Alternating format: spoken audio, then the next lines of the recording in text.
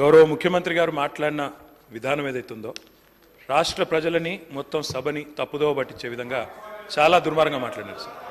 Sir ఇది TRS ఎంపీలు form బిల్స్కి మద్దతుగా నిలబడ్డారు, ఓటేసినారు అని చెప్పి చాలా అన్యాయంగా మాట్లాడారు. అధ్యక్ష ఒక్క మాట, అధ్యక్ష రామ్నాథ్ కోవింద్ గారి ఎలక్షన్ గురించి చెప్పారు. అవును సార్, ఎస్ మేము ఏం చేసినా బాజాప్తా చేసినాం. ఒక దళితుడు రాష్ట్రపతి అవుతుండంటే మేము అండగా నిలబడ్డాం, ఎస్ బరాబర్ ఓటేసినాం.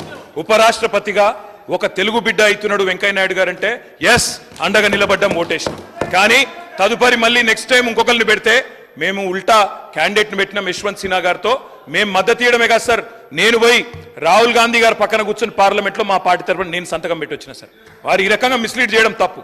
ఫార్మ్ బిల్స్కి మేము మద్దతు ఇవ్వలేదు, వ్యవసాయ చట్టాలకు మేము మద్దతు ఇవ్వలేదు, వాటిని రాజ్యసభలో వ్యతిరేకించినాం, గట్టిగా కొట్లాడినాం అధ్యక్ష. ఆ విషయంలో అనుమానం అవసరం లేదు. ఇంకా చాలా చెప్పారు అధ్యక్ష. వారికి నేను చెప్పేది ఒకటే అధ్యక్ష, ఇంకేదో విలీనాలు చీకటి ఒప్పందాలు అన్నారు అధ్యక్ష. నేను రేవంత్ రెడ్డి గారికి ఒకటే చెప్తా ఉన్నా అధ్యక్ష, మాకు చీకటి స్నేహాలు అలవాటు లేదు. రేవంత్ రెడ్డి గారికి ఉన్నాయి అధ్యక్ష. ఢిల్లీలో బీజేపీ వాళ్ళతో స్నేహం చేయడం, ఇప్పటికి కూడా ఆయన పనులన్నీ ఢిల్లీలో బీజేపీ ఎంపీలే చేస్తారు సార్. అధ్యక్ష కంక్లూడ్ చేస్తున్నా సార్. ఆయనేమో ఎటంటట్టు మాట్లాడచ్చా సార్? ఎన్ని మాట్లాడినారు సార్? అధ్యక్ష నేను అనేది ఒకటే, కేసీఆర్ గారి మీద ఆయన ఇష్టం వచ్చినట్టు మాట్లాడినారు. నేను ఒకటే అంటా ఉన్నా సార్, ఒకటి విలీనం చేయడానికి మేమేమి రేవంత్ రెడ్డి గారి లాగా పరాన్న జీవులం కాదు సార్. వారు పదవుల కోసం పార్టీలు మారిండు, మేము అట్లా కాదు సార్. పదవులు వదులుకున్నాం తెలంగాణ కోసం. కేసీఆర్ గారు మా పార్టీ ఒకసారి కాదు 100 సార్లు రాజీనామా చేసినాం.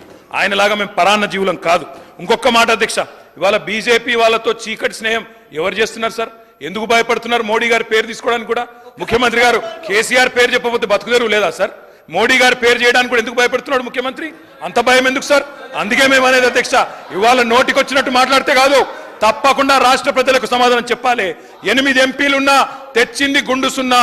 6 గ్యారంటీలు ఎత్తేయడానికి గత ప్రభుత్వం మీద బదనాం చేయడం, రాష్ట్రం దివాలా తీసిందని మహేశ్వర్ రెడ్డి గారు